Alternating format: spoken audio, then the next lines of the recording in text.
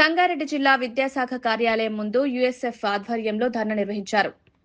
రాష్ట్ర వ్యాప్తంగా విద్యా హక్కు చట్టం 2009 ను సమగ్రంగా అమలు చేయాలని, ప్రైవేట్ పాఠశాలల్లో జరుగుతున్న ఫీజుల దోపిడీని అరికట్టాలని డిమాండ్ చేస్తూ డీఈఓ కార్యాలయ సూపరింటెండెంట్కు వినతిపత్రం అందజేశారు. ఈ సందర్భంగా యూఎస్ఎఫ్ఐ రాష్ట్ర అధ్యక్షుడు తాటికొండ రవి మాట్లాడారు.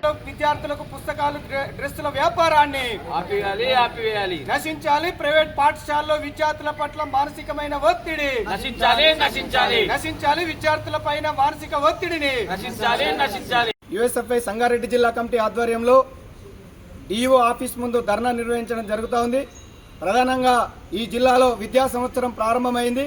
విద్యా సంవత్సరం ప్రారంభంలోనే ఈ జిల్లాలో సంగారెడ్డి కేంద్రంగా, పటాన్ చెరువు, అట్లాగే జైరాబాద్ కేంద్రంగా విచ్చలవిడిగా అనుమతులు లేకుండా ప్రైవేటు స్కూల్స్ పెద్ద ఎత్తున రావడం అనేటువంటిది జరిగింది.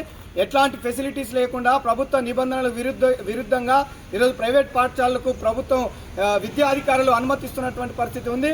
అనుమతి లేకుండా కూడా నడుపుతున్న స్థానికంగా ఉన్నటువంటి ఎంఈఓ గారు కానీ, లేదంటే జిల్లాలో ఉన్నటువంటి జిల్లా విద్యాధికారి కానీ ఎలాంటి చర్యలు తీసుకోవట్లేదు. ఈరోజు విచ్చలవిడిగా విద్యాకు చట్టాన్ని విస్మరిస్తూ విద్యార్థుల వద్ద విద్యాకు చట్ట నిబంధనల ప్రకారం ఫీజులు అర్బన్ ప్రాంతంలో ఎంత ఉండాలి, అట్లాగే పట్టణ ప్రాంతంలో ఎంత ఉండాలి అని చెప్పి ఒక చట్టం ఉన్నప్పటికీ కూడా ఆ చట్టాన్ని ఇంప్లిమెంటేషన్ చేయకుండా ఈరోజు వేల కొద్ది ఫీజులు వసూలు చేస్తున్నటువంటి పరిస్థితి ఉంది. ఒక ఎల్కేజీ విద్యార్థికి 35,000 నుండి 45,000 రూపాయలు ఈరోజు ప్రైవేట్ కార్పొరేట్ విద్యా సంస్థలు వసూలు చేస్తున్నటువంటి పరిస్థితి ఉంది. అట్లాగే కార్పొరేట్ విద్యా సంస్థలు ప్రధానంగా ఈరోజు సంగారెడ్డి కేంద్రంగా కార్పొరేట్ విద్యా సంస్థలు పెద్ద ఎత్తున వచ్చినాయి. ఇంటర్నేషనల్ పేరుతో ఈరోజు పెద్ద ఎత్తున స్కూల్స్ వస్తూ ఉన్నాయి. ఎక్కడ కూడా ప్రభుత్వ నిబంధనలు కానీ, నామ్స్ కానీ ఎక్కడ కూడా పాటించకుండా విచ్చలవిడిగా ఈరోజు విద్యను వ్యాపారం చేస్తున్నటువంటి పరిస్థితి ఉంది. ప్రైవేట్ పాఠశాలలు కానీ, కార్పొరేట్ పాఠశాలలు కానీ ప్రభుత్వం చెప్తా ఉంది, విద్యాకు చట్టం చెప్తా ఉంది. ఎక్కడ కూడా పాఠశాలలో పుస్తకాలు కానీ, దుస్తువులు కానీ అమ్మడానికి వీలు లేదని చెప్పే చట్టం చెప్తా ఉంది.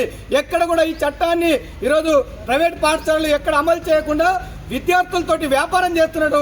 ఇక్కడైతేనే మీరు పుస్తకాలు కొనాలి, ఇక్కడైతేనే మీరు దుస్తులు కొనాలి, బయట కొనడానికి వీలు లేదని చెప్పి ప్రభుత్వ మార్కెట్లో 20 రూపాయలు ఉన్నటువంటి పుస్తకాలని ఈరోజు 100 రూపాయల నుంచి 250 రూపాయల వరకు ఒక్కొక్క పుస్తకం మీద ఈరోజు పెద్ద ఎత్తున వ్యాపారం చేస్తున్నటువంటి పరిస్థితి ఉంది. దుస్తుల పేరుతో వ్యాపారం చేస్తూ ఉన్నారు. అనేక రకాలుగా ఈరోజు ప్రైవేట్ కార్పొరేట్ విద్యా సంస్థలు పెద్ద ఎత్తున విద్యార్థులతో వ్యాపారం అనేటువంటి ముసుగులో ఈరోజు విద్య అనేటువంటి ముసుగులో విద్యను పూర్తిగా వ్యాపారం చేస్తున్నటువంటి పరిస్థితి ఉంది. ఇట్లా ఉన్నప్పటికీ కూడా విద్యాధికారులు ఎలాంటి చర్యలు తీసుకోవట్లేదు. తక్షణమే గుర్తింపు లేని పాఠశాలలు ఉన్నాయి.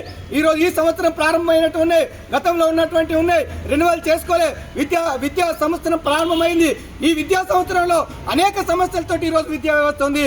ప్రైవేట్ కార్పొరేట్ విద్యా సంస్థలు పెద్ద ఎత్తున ముందుకు వస్తూ ఉన్నాయి. ప్రభుత్వ విద్యా సంస్థలు అన్ని కూడా ధ్వంసమవుతూ ఉన్నాయి. అందుకే ప్రభుత్వం మరో పక్క కొత్త చట్టాలను చేస్తూ విద్యను మేము పెద్ద ఎత్తున ముందుకు తీసుకుపోతామని చెప్తూ ఉన్నారు.